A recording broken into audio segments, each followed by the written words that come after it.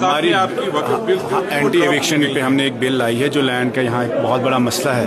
5 اگست 2019 کے بعد سب سے بڑا مسئلہ جو ہے اٹس اباؤٹ لینڈ. اور ہم نے دیکھا پچھلے 3 سالوں میں جب گھاس چرائی سے، شاملات سے، اسٹیٹ لینڈ سے لوگوں کو نکال رہے تھے، تو there is a gripping insecurity and fear among the people of Jammu Kashmir کہ ہم سے شاید ہماری زمین چھینی جائے گی. تو اس کو لے کر، اس کنسرن کو نظر میں رکھ کے ہم نے ایک اینٹی ایوکشن بل لایا ہے جس کو اینٹی بلڈوزر بل بھی ہم کہتے ہیں. اینڈ دس از اباؤٹ کہ لینڈ ریگولیشن ہونا چاہیے، زمین کی ریگولیشن ہونی چاہیے. گھاس چرائی، شاملات، نزول ہو یا لیز لینڈ ہو، ایسی زمین جو آپ کے پاس 30 سال سے زیادہ وقت رہی ہے، وہ جموں کشمیر کی عوام کو، ان لوگوں کو اس پہ مالکانہ حقوق ملنا چاہیے.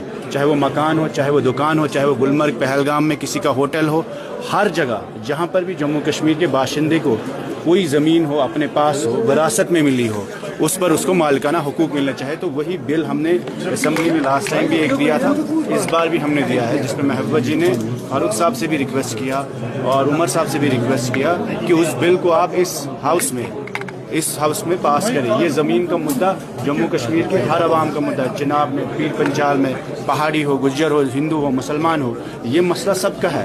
And this is about turning the state land into the people's land. So this is a bill aimed to provide the land security to the people of Jammu Kashmir.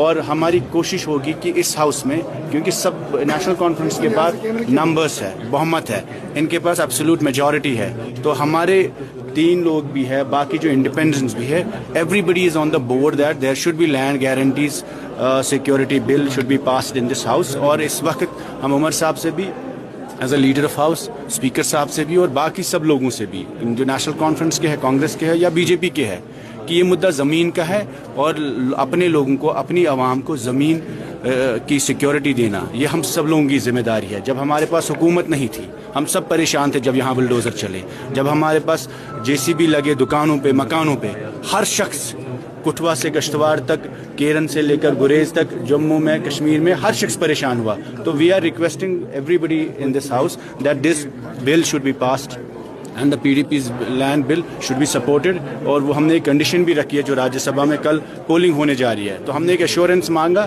عمر صاحب سے کہ آپ کمٹمنٹ کریے کہ اس بل کو آپ اس ہاؤس میں پاس کریں گے، ہم آپ کو ووٹ دینے کے لیے تیار ہیں.